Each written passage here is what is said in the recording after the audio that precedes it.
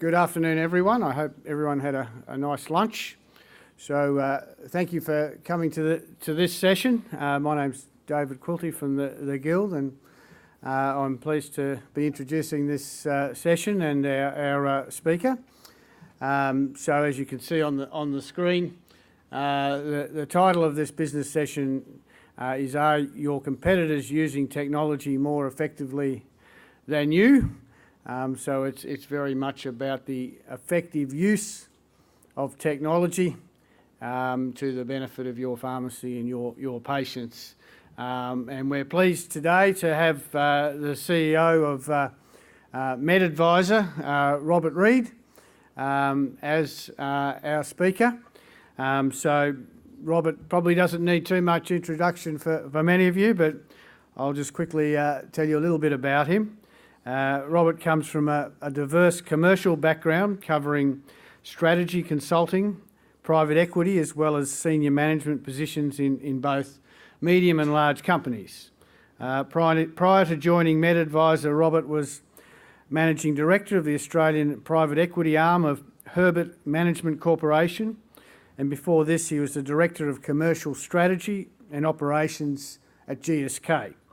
Robert was appointed the role of into the position as CEO of MedAdvisor in 2015, and he successfully led the organisation through its public listing on the Australian Stock Exchange in late 2015. So without further ado, I'd like to invite Robert to come up and speak to us. Thanks. Thanks, David, and welcome everyone to our session today. When we were thinking about our session, we really reflected on the fact that I think most people are aware these days that technology is an imperative part of any business that is run, and often the questions we get asked are really about how do I use it most effectively, and what there's just so much out there, so what do I need to do and focus on and try and distill it down for us. So really what we're going to try and do today is talk about some of the key thematics and a couple of takeaway points that we think will be really helpful for you as you think about how you apply technology into your pharmacy and try and deliver better health outcomes for your customers and therefore better revenue. Just in terms of a quick show of hands, I'm always curious to see who feels that they are using technology in their pharmacy better than their competitors on average. Can I get a show of hands who would say they're better than average? So I think I saw 3. Okay, so I'll reveal a couple of stats through the session, and hopefully you can work out where you might sit and where the opportunity might exist for your business. So just in terms of context setting, I think everyone's aware that there's a lot of rapid change going on in the pharmacy market, and that's clearly one of the key topics that are talked about at events like this and in the media and the pharmacy media. And we're seeing changes all the time. We're seeing it with reducing remuneration from dispensing fees, and obviously competitors being aggressive out there in the marketplace. You've got both big box competitors in the pharmacy space, but you're also dealing with your front of shop competitors who include supermarkets and online. So it becomes quite a broad audience of people that you're competing with as a pharmacy. And in fact, now you're competing with companies like Amazon who have no physical stores in Australia, but they are a competitor to some of your product range that you stock in your pharmacies. We obviously are aware that there's significant change that will occur as we go through the 7 CPA and with some of the changes that the government are keen to put in, like electronic prescribing, and what are the impacts that might have on your business. So the technology change is obviously a constant and something that we need to really react to. I think one of the advantages that pharmacists have in many respects are that they play an absolutely critical role in primary care, and I think this is something that has been completely understated in the commentary that you see in the press.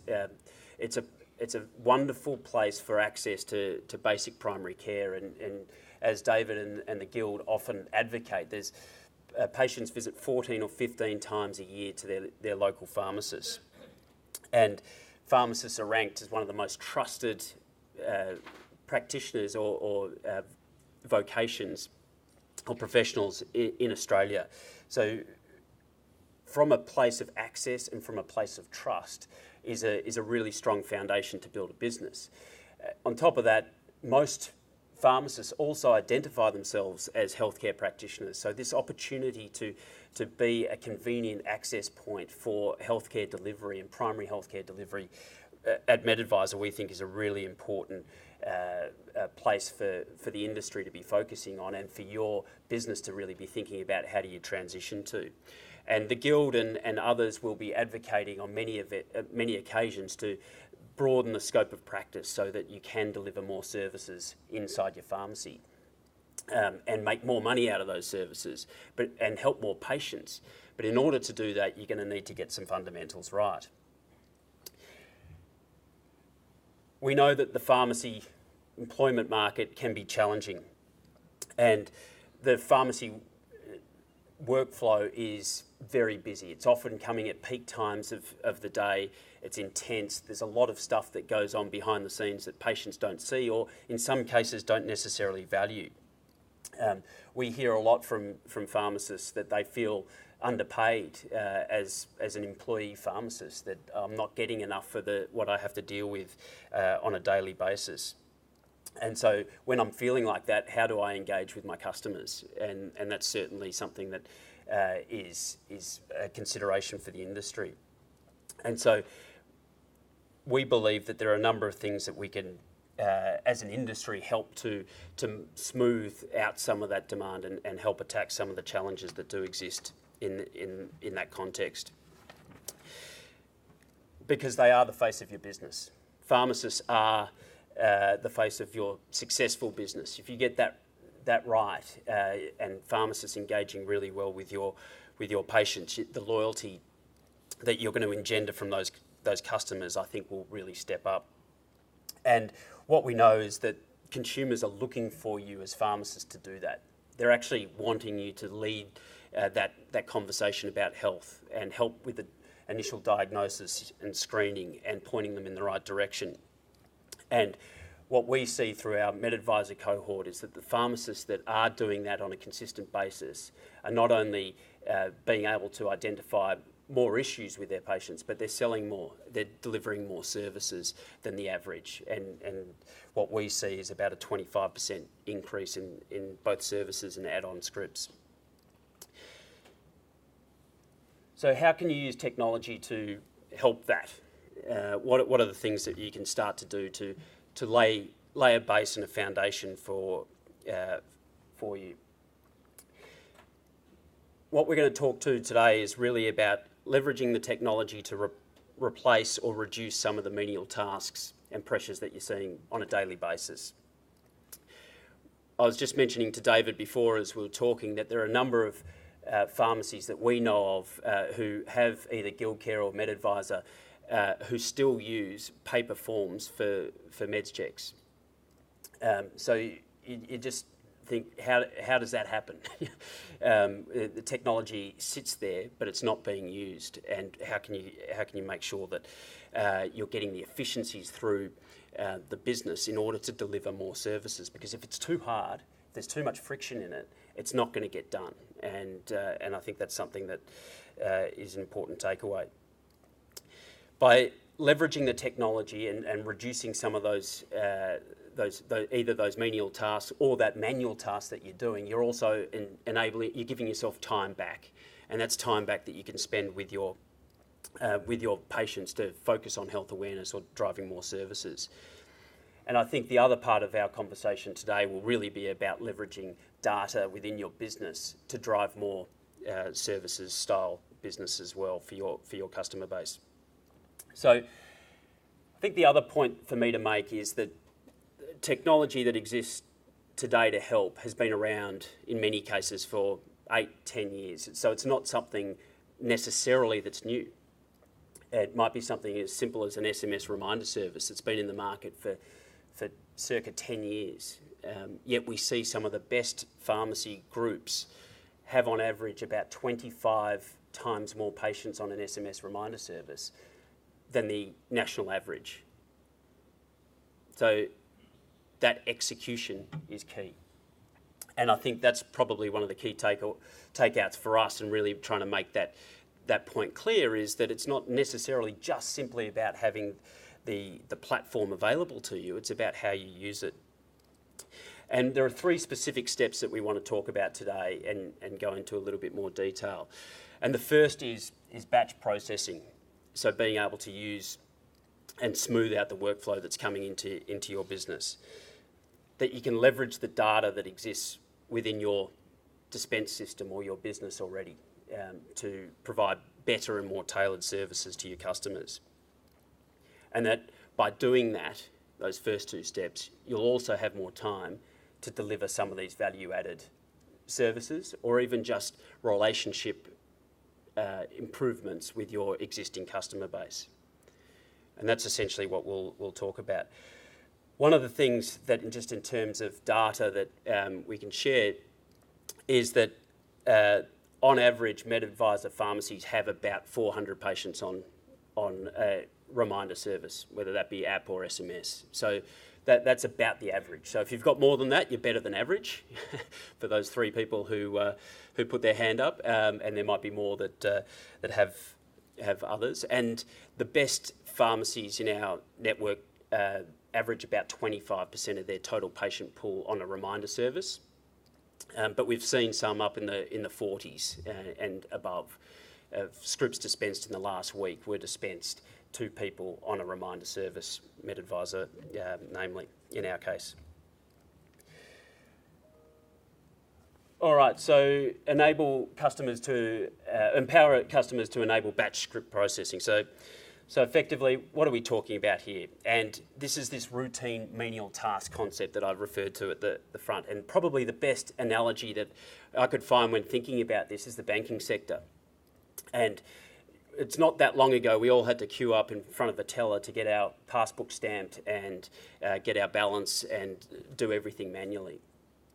And the advent of mobile banking and internet banking changed the demands on those tellers. It actually meant that a lot of that work was no longer necessary. And what did that then create? Created the opportunity to change the way stores and branches were actually laid out in order to offer better service to their customer base. Now, you might think by having less tellers or less banking staff, or in this case, pharmacists and pharmacy staff, that you actually deliver a worse service. And that may not be true. In the banking situation, the online banking customers are the most satisfied customers. Customer satisfaction in aggregate lifted substantially through the changes to mobile and internet banking. And so by leveraging technology to automate some of those and push some of the burden back onto the user, they're able to take away some of the manual processing that was required, and therefore both make customers happier and give them more convenient access to the information they wanted or needed, or the transaction that they needed to have done. And I think there are some analogies, certainly in the pharmacy world, where you think about your floor space, and you've got, roughly 65% of your floor space is dedicated to your front of shop. Now, that's a lot of rent, that's a lot of wage cost, and it's a lot of competition in that area of your business as well. They're the things that tend to be able to be competed with the people I mentioned at the start, your supermarkets, your Amazons, your big box discounters and so on. So by moving through this process of getting more routine tasks automated or streamlining your workflow, you'll be able to consider alternatives for how you use that space in a more effective way.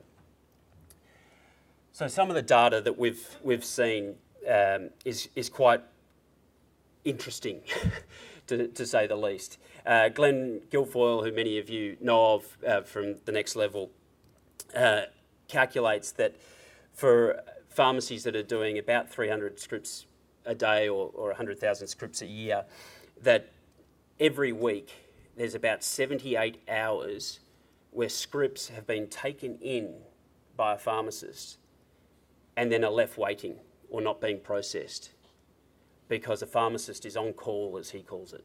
that they've made it, someone's interrupted them or they've chosen to do another task. Meanwhile, the customer stays waiting. And his view is that by doing this, you're breaking up the efficiency of the script processing, because you're coming back to it. You're going away and coming back, going away, coming back. And by doing that, you're incurring more time that potentially may not need to be there. He calculates, and we'll show some data on this a little bit later in the presentation, that the average script waits per customer for about 5 minutes. And about half of that time is what he calls white time, or it's time that nothing's happening to that script. So when the average customer walks in with 2 or 3 scripts, that can be a significant amount of time in some cases. So what does this translate to from a customer perspective? Well, clearly frustrated customers, and I think everyone was aware of the Kiss FM DJ who went on a public rant about waiting times at her chemist, and that was the pharmacy industry not representing and thinking about the customer as a valuable part of that process and how much their time is valued. And it's interesting, this shift that we're seeing in customer expectations, and it's not just happening in pharmacy, it's happening in almost every healthcare domain that you look at. And there was a guy called Eric Topol who wrote a book called Doctor, the Patient Will See You Now, which was very much around the democratisation of data, the lifting expectations of patients as to what they expect from their healthcare practitioners. And that shift in narrative is occurring, and it's occurring in the pharmacy world. The expectations of your customers are raising because they're retailers. They engage with retail in lots of different contexts. So they're not necessarily seeing pharmacy as a different category. And so if we can help workflow balance and make sure that orders are coming in at a more organised way, it will allow you to get more time back. So one of the things that, talking about data, you can start thinking about is, when is the most busiest times in my pharmacies? Now, you probably know all this anecdotally, but we had a look on Google, and you can do this for your own pharmacy and have a look at both the average waiting times and when people are coming into your store when it's most busy. And there are gaps. There are times where it's really intense, and there are times where it's obviously a lot quieter. And what we're really strongly advocating is that you think about using a tool like MedAdvisor to encourage your customers to order in advance. So don't walk in with 3 or 5 scripts at peak time. Order in advance. And what we've seen from our data is that more than half of scripts are all ordered when the shop is closed. So imagine what that could do for your workflow. The more patience you got on doing that, you could actually come in at this 9 o'clock time, or even before that, before the shop opens, and dispense them all in one go in a batch processing. So you're not having that 2-minute idle per script. You're just going all the way through. And then you get your time back. So I think when you look at the data, for some of the stores that we have in our network, we're seeing more than 30 orders every day coming in, being processed before the shops open, and that's quite a powerful thing, we believe. And so the more patients you get on, it becomes a virtuous cycle, and encouraging them to order in advance. And so then you start to think, okay, well, I'm getting a little bit more capacity and time back. So what can I think about from an organisation of my business? So I touched on the physical presence and the ability to maybe reimagine that. With this global shift to governments remunerating more heavily around services as opposed to just dispensing fees, is there an opportunity to set up your environment more favourably to being able to handle services and consultations? Not all pharmacies are set up for that today, but can you use this as an avenue to allow that to occur? I think when you are doing that, you can also be more encouraged to really push both the 6 CPA services that are there and valuable, and non-government services, and your own pharmacy banner services, and any other service that you might feel is valuable to your patient cohort. So I think one of the other bits of data I wanted to share really is also when you're thinking about who you sign up for reminder services, you can actually look at the demographics that we already have to realise that these graphs here, which you probably can't read, is 40 to 49, 50 to 59, 60 to 69, and it's a percentage of our patient pool in each category. And you can see very large concentration in the 40 to 70 zone is where most of our customers exist today. Now, we have some 90 pluses, and we have some at the other end as well, usually in the cared for situation. But what this really plays to is a couple of things. One is we know 50% of Australians have a chronic disease, but more importantly, 40% of over 45s have multiple chronic diseases. So probably they're looking at a number of medications at any time that they're ordering every month. So they are most likely coming in with a number of scripts, or that you've got those scripts on file. But you can see that there are people on either side that you might think, hey, does the one girl on the contraceptive pill, does she need a reminder? Well, probably. And if you can lock in that script into your pharmacy and put them on the app, we know from our data that patients are 97% loyal to the nominated pharmacy that patient has been signed up to. So rather than get that patient to then go off and go to the most convenient one when she's next closest to work, she comes back to you because she can order in advance. She can go and pick it up when it's convenient to her. And so that you are playing to that convenience strength that the technology can enable for you and for your business. So I guess the importance of the message here really is that the technology is able to be utilised by most demographics. And because of carer mode, you actually can go all the way up and all the way down. So there should really be virtually no one who you want to keep as a regular customer to your pharmacy that you don't have on a reminder service. And that will free up your time. So how can you leverage data and automation to drive more services? I think this is a fact that really annoys me in the market, that the meds checks, which are here, they've been negotiated by the Guild to go and help pharmacy transition to a services-based business model, to play to your strengths as clinicians. Yet and still, only 3 out of 20 are done on average, roughly. Meaning that the money's there, you've just got to get out there and do it. And it's interesting when you look through some of the data that's publicly available, some of the reasons why it's not done, because I'm too busy. I'm too busy out the back dispensing. I don't have time once I've dispensed to go and engage with that patient because they've already been waiting 5, 6, 10 minutes.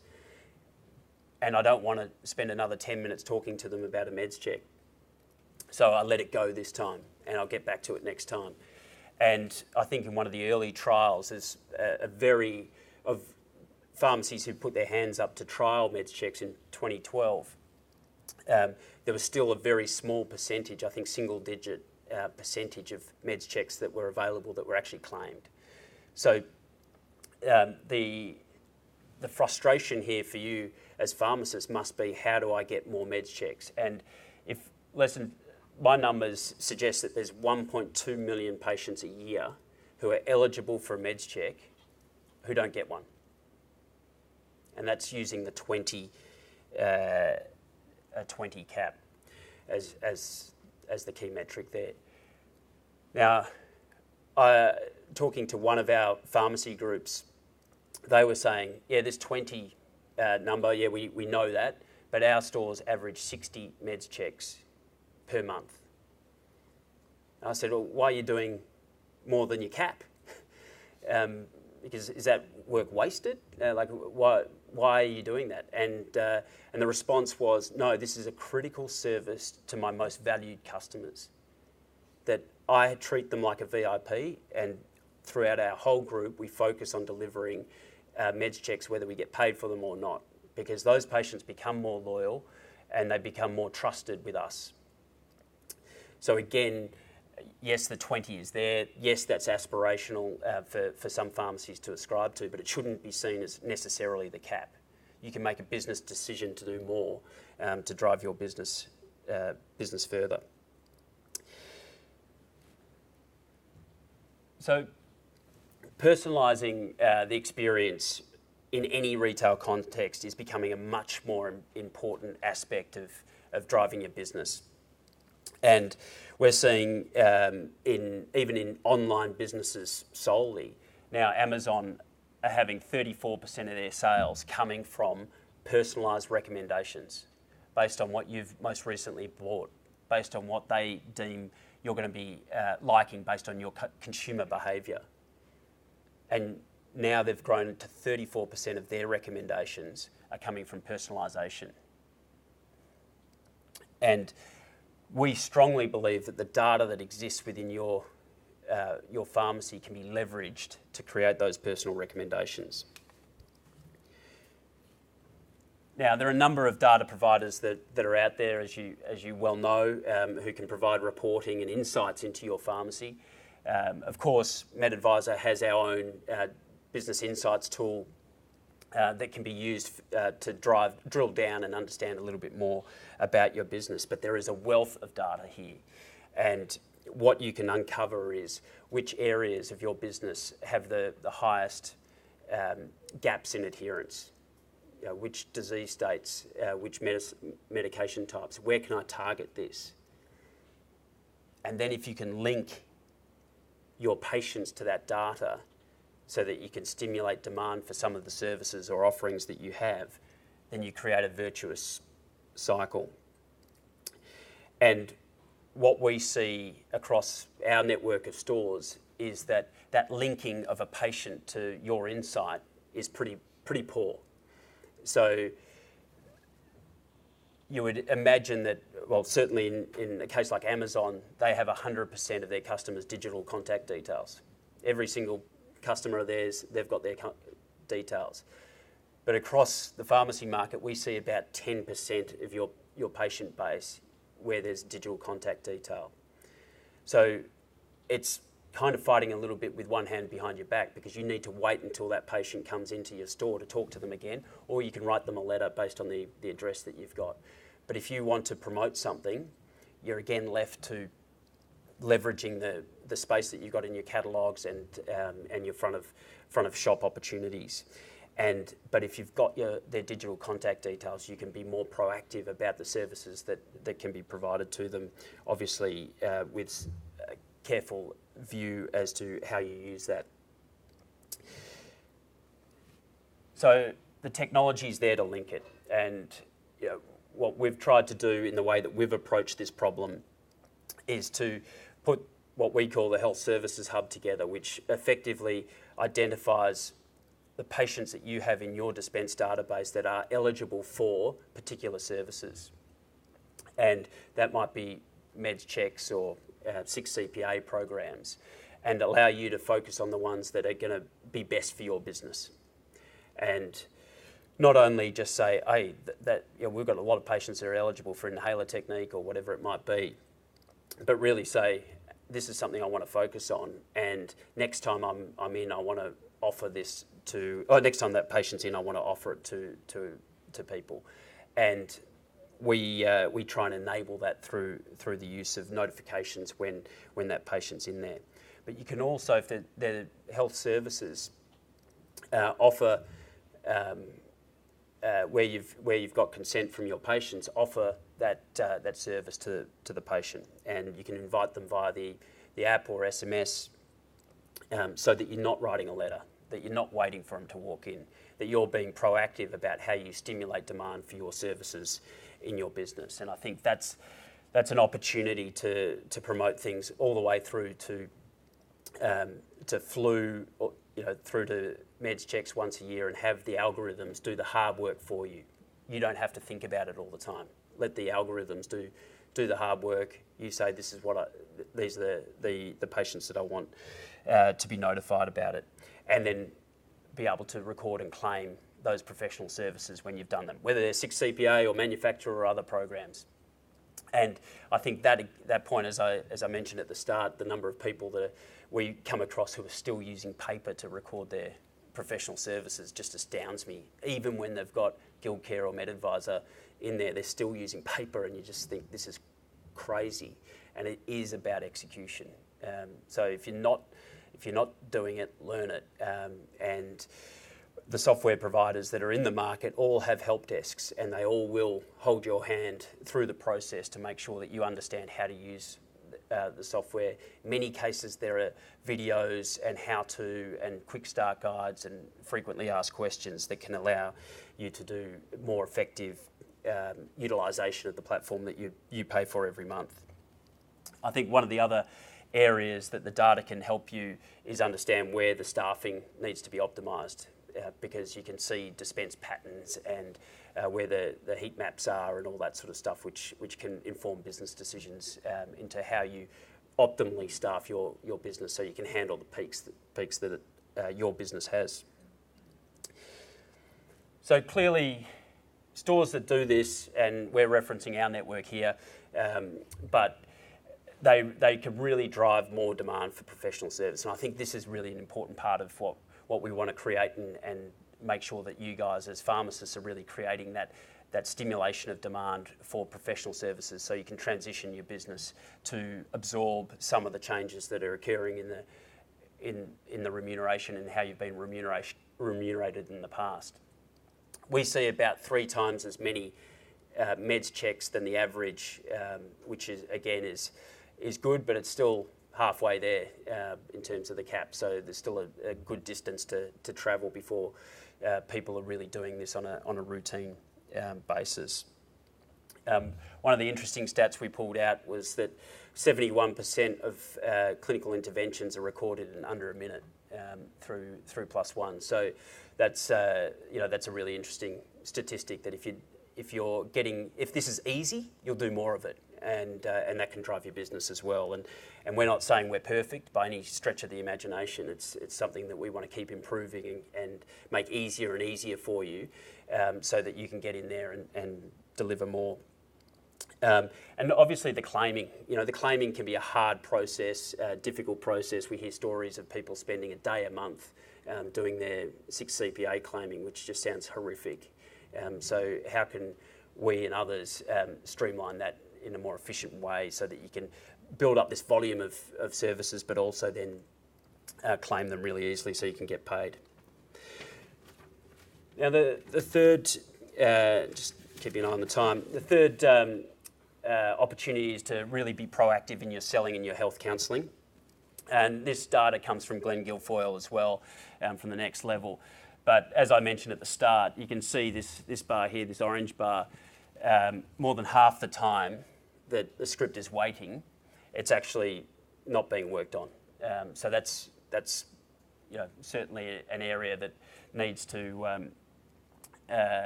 be addressed, so you're engaging your customers more effectively. When they are being engaged, the amount of time, this big bar here, he describes that as value neutral engagement.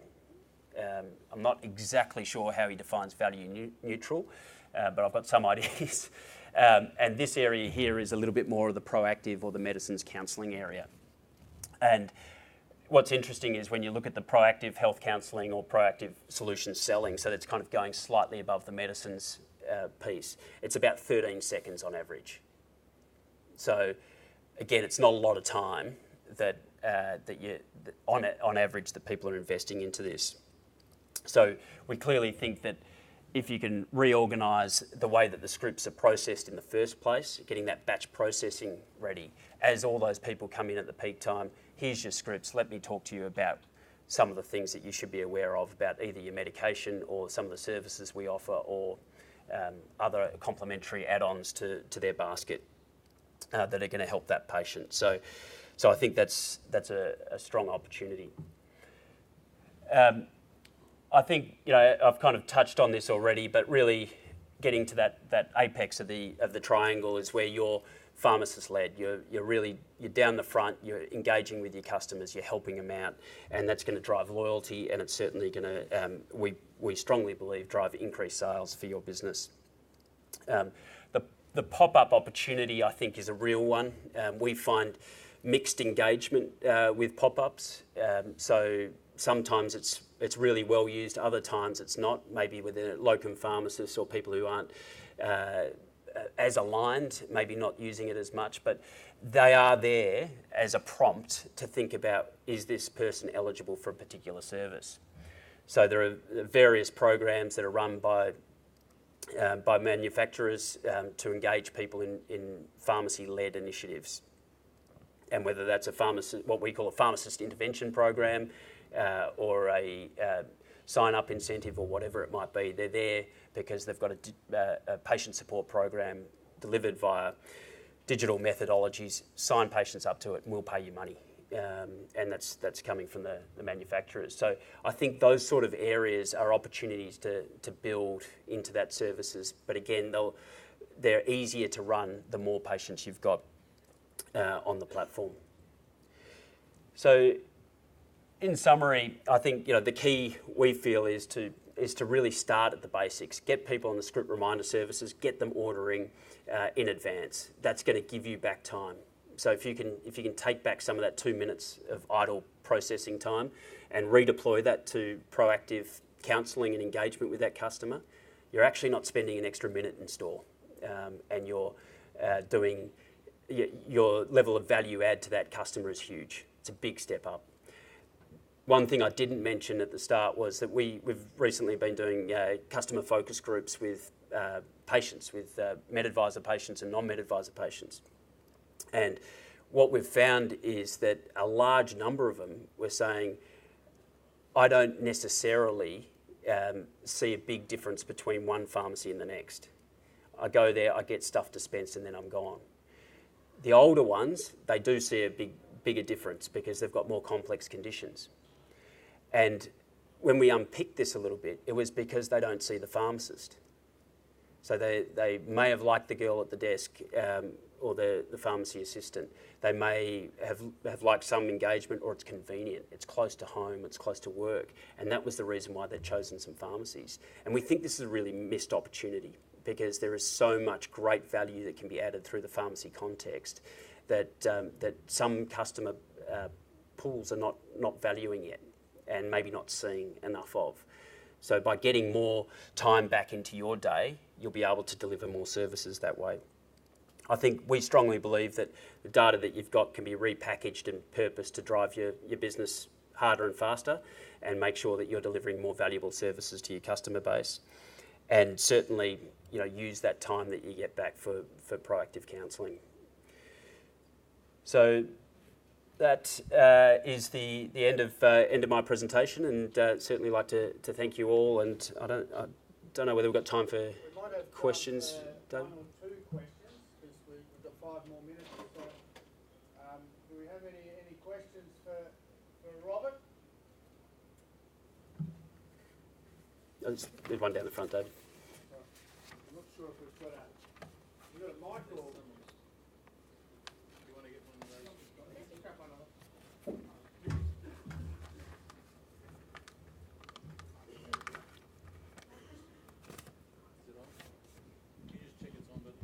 Yeah, it's on there. My question is, the MedAdvisor, is it good for the people that they, let's say, go to the doctor on the day and have the original script? Yes. So how it actually help with that situation if they come like from the doctor's surgery straight away to the pharmacy?